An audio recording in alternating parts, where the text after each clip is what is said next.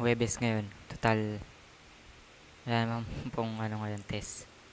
Ay, ah, meeting lang sa UCAS. Yung ano, um, tawag dito, um, update sa UCAS member. Graduate na kasi iba.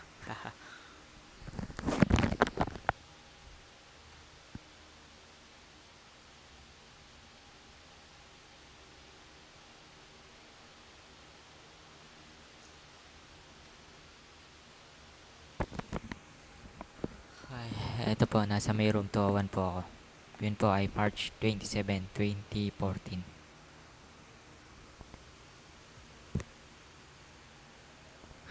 Ay nako, sana matapos kagad yung meeting.